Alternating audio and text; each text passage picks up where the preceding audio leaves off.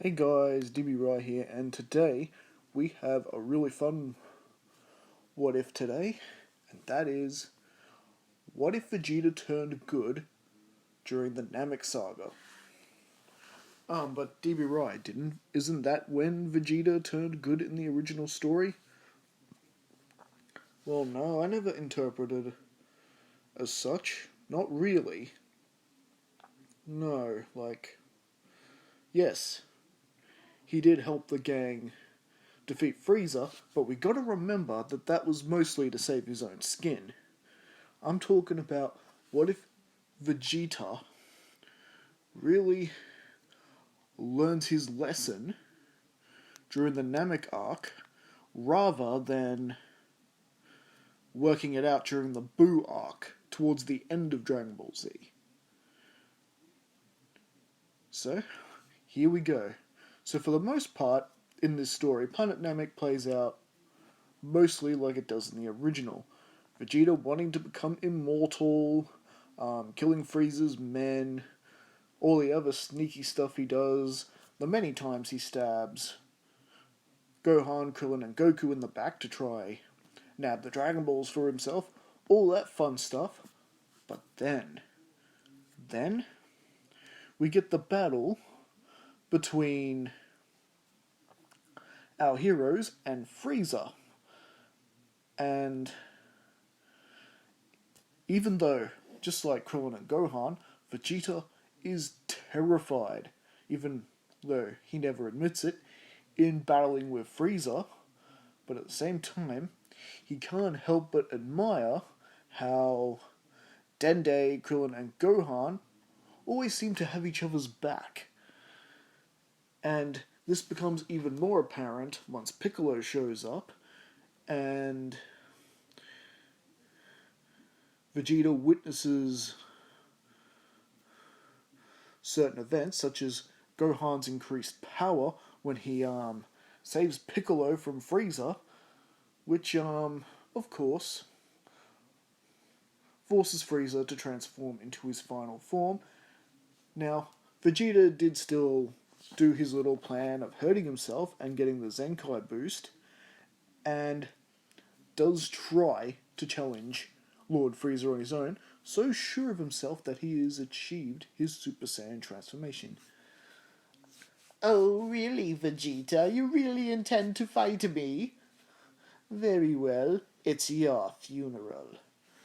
And Vegeta, like in the original, goes at Frieza with everything he's got, not being able to touch the evil tyrant, and yet somehow convinced that he was winning, considering at that point Frieza was just dodging his attacks.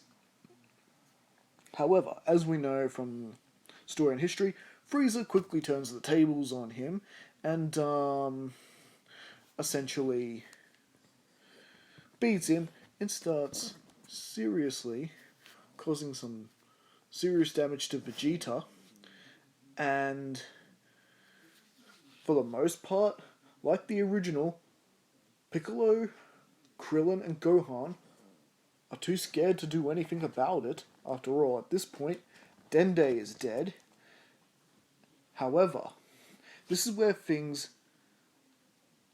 become different than the original story, as Gohan, much like he did for Piccolo, decides to charge in and try and help Vegeta. But why would Gohan do such a thing? Why would he? Well, call it Saiyan kinship, or just the fact that Vegeta saved Gohan from an oncoming Frieza death beam just a little early. So you could say Gohan is able to play that point. And naturally, if Gohan's going to charge in, Piccolo's going to follow, and so is Krillin reluctantly. And well, not only Vegeta but Frieza is surprised by this from the sudden attack from the other three, and Frieza is having to somewhat retreat. Vegeta, not quite as badly hurt at this point, but he's still not going to be able to do much in terms of assisting. They were able to force Frieza to let Vegeta go and back off. And he can't help but thinking of how back during their battle on Earth, how the battle back on Earth, they had each other's backs and did their best to survive. I mean, with their combined efforts, they were able to stop him back on Earth. That perhaps, maybe, just maybe, being true comrades in arms, friendship, all that stuff. Perhaps that is the source of these Earthlings' powers, after all. As Vegeta ponders, the battle continues. Now, there's not much battling going on at this point, as Frieza is laughing at these three and too busy monologuing. You three really expect to defeat me when Vegeta couldn't even touch me? But the monologuing gives us just enough time for Goku to join the battle. Goku and Vegeta, who can sense the power within Goku, he is surprised that Goku has once again surpassed the limitations of a normal Saiyan, and will bear witness, as from this point, Goku will challenge Frieza. And Vegeta watches on in amazement during the first few exchanges between Goku and Frieza, how they seem relatively evenly matched. Now, all this time, our heroes, while Goku and Frieza are fighting, are beginning to recover somewhat, including Vegeta, who can now get up and move about again. However, things begin to start taking a nastier turn once Frieza reveals that he's holding back, and Goku may be holding back maybe 50% of his power, when Frieza is holding back more like 90% of it, something like that, he says. You know what I'm on about. And Frieza initially proves this by turning the tables on Goku, which horrifies Vegeta at this. You know, if Goku was that much stronger than him, you know, how much power do they need to take down this guy? And it's getting to the point where Gohan, getting angry, is about to jump in and help his dad. However, Vegeta gets in Gohan's way. Don't bother with it, boy. You're just gonna throw your life away. But he's my dad. I hate to admit it, Gohan, but Vegeta's right. We need to pick our moment. And this is where Krillin recognizes the certain pose and posture that Vegeta himself always also recognizes. Krillin, is that what I think it is? Yes, it's the Spirit Bomb! And Goku is generating the Spirit Bomb. Gohan remembers the Spirit Bomb well. And basically they fill in Piccolo what the Spirit Bomb is and what it does. And so, as he's gathering energy for the Spirit Bomb, Gohan, Piccolo, Krillin, and yes, even Vegeta, in unison, give up their energies for Goku. Now, Vegeta's additional power, this contributes quite a bit more energy to the Spirit Bomb, so it'll pack a bit more of a wallop this time.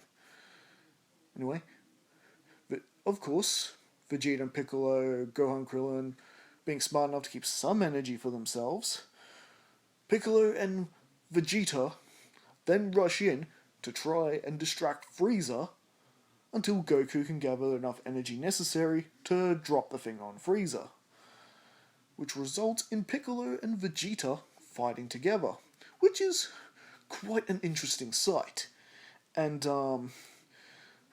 Frieza is quite amused by this, to the point that he's forgotten all about the Spirit Bomb above his head, and with success, Goku drops it. And Well, just like in the original, Frieza doesn't have enough time to power up further to force it away. It detonates in his face, and it is looking like the good guys have won this. They're all celebrating and happy, and everyone is staring at Vegeta and Goku. Vegeta, you were such a big help back there. Thank you. Save your thanks, Kakarot. I only did it to save my own skin. However, the gang can tell Vegeta is lying. They can tell, or at the very least, sense, there has definitely been a change in Vegeta during this battle. He's no longer the Saiyan he was. By watching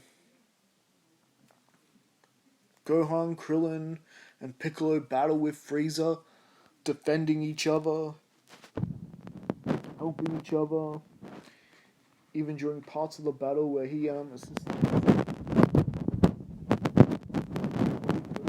Spirit Bomb,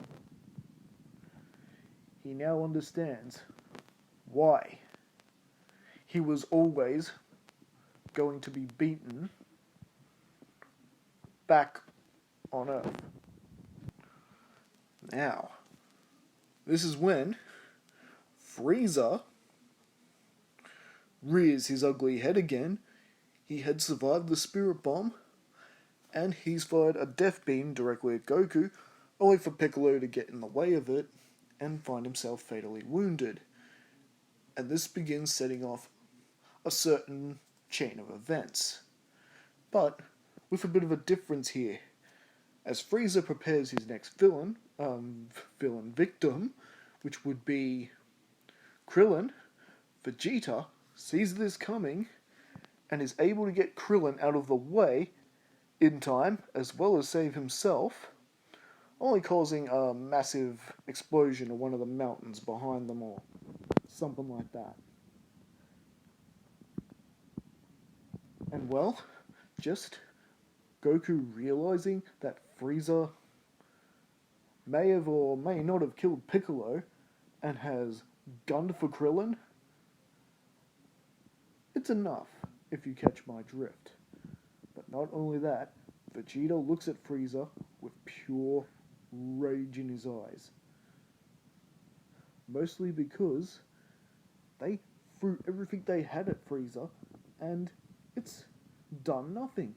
This has angered and frustrated the prince to the point that it's Super Saiyan time for the Prince of Saiyans. Vegeta achieves his Super Saiyan transformation early. And, just like in the original, Goku achieves it too, in spite of Krillin surviving. Just the fact that he realizes that if he doesn't do something, they've all lost. The thought of even losing Krillin or Gohan and Piccolo was enough to trigger the transformation. Especially after what just happened to Piccolo. And so, Frieza is now faced off with two Super Saiyans who are prepared to work together to get rid of this tyrant once and for all. Goku instructs Krillin and Gohan to take Piccolo back to his ship. Hang on, Kakarot. Boys, take him to Frieza's ship. Trust me, Kakarot. Exactly what does Vegeta have in mind here? Well, Goku pretty much tells boys, do what Vegeta says. And so, they are flying off in the direction of Frieza's ship. Meanwhile, Vegeta and Goku together battle sung in unison against Frieza. And Frieza has no idea what to do. Battling one Super Saiyan is bad enough in the original timeline. This time, he's battling two of them, and neither of them are pulling their punches in this timeline. And well,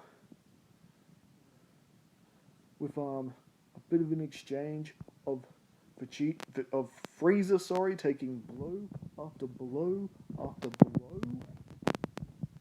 Yep, it's pretty much down to the final moment as Goku and Kakarot side by side combine Vegeta's Gallic Gun and a Kamehameha, firing both at Frieza, destroying him dead.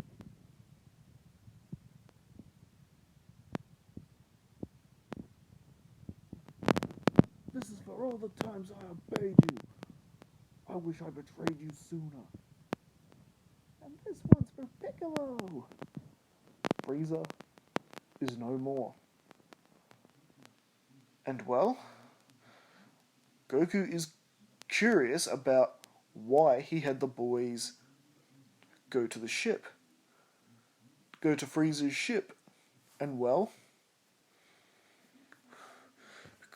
because it's the only one to fit the Namekians. Your ship's not big enough.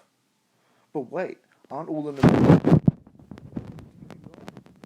Oh, not anymore, because with Kami resurrected with the Dragon Balls, and knowing what was going on with Namek and conversing with King Kai, they have decided to wish back all the Namekians.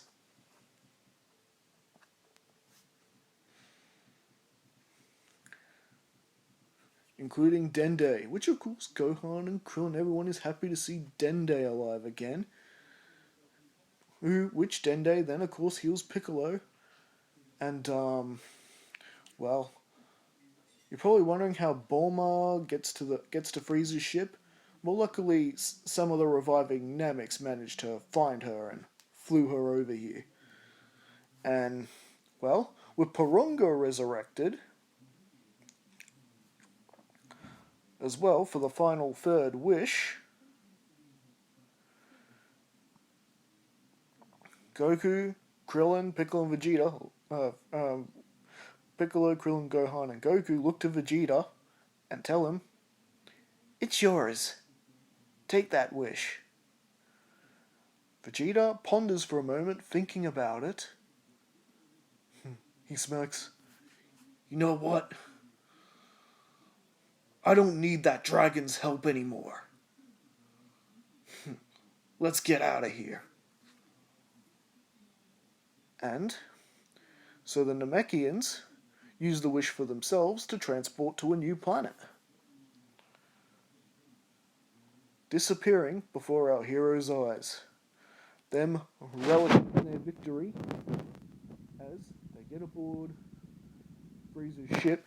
Goku wondering, "Vegeta, is this thing really gonna fly? Trust me, I didn't damage it that much. And I'm all too familiar about how this spaceship works." And he notices the holes in the windows. But what about these holes? How are we going to get sucked out? "Oh, really, Kakarot? The ship has shields." And as Vegeta activates them and manages to get the ship activating, our heroes are departing their way back to the planet Earth. Victory, well done, and everything like that. But DB Rai, what about our heroes that died in the battle back on Earth that Nappa and Vegeta killed? Oh, don't worry. Dende knows what to wish for. When the Dragon Balls are active again in just 6 months' time, just suddenly on Earth out of nowhere, Tien, Chaozu, and Yamcha are all brought back. Which, considering they had no idea when the Namekians were gonna do this wish, it gave Bulma quite a fright as they suddenly magically appeared in front of her while she's relaxing in the gardens of Capsule Corp. And well, I think this is where we're going to leave things, and I think this is a pretty awesome first part. So how is this new reformed Vegeta, who's already a Super Saiyan, going to affect things in the Android and Cell arc? More next time.